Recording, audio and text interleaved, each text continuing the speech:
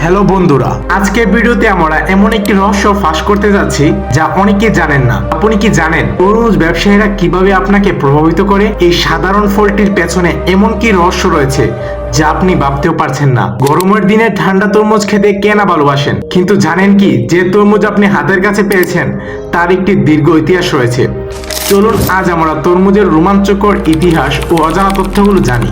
এমন কিছু যা আপনি আগে কখনো ভাবেননি। 1000 বছরেরও আগের সময়ে প্রাচীন মিশরে নীল নদের তীরে তরমুজ চাষ করা হতো।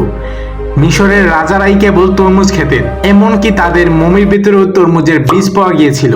ভাবুন তখনকার সময়ের মানুষ কিভাবে তরমুজকে তাদের দৈনন্দিন জীবন ও খাদ্যাভ্যাসের অংশ হিসেবে তুলেছিলেন। ফেরাউনও তরমুজ চাষ করতেন, কিন্তু জানেন কি এই তরমুজ ব্যবসা শুধু ফল নয়, একটি বিশেষ অর্থনৈতিক ব্যবস্থাও।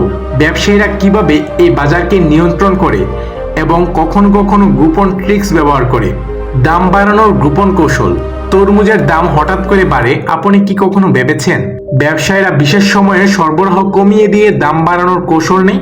এমনকি কয়েকদিন আগে কিছু ব্যবসায়ী তরমুজে পানি মেশানোর খবরও পাওয়া গেছে, যা স্বাস্থ্যের জন্য খুবই ক্ষতিকর।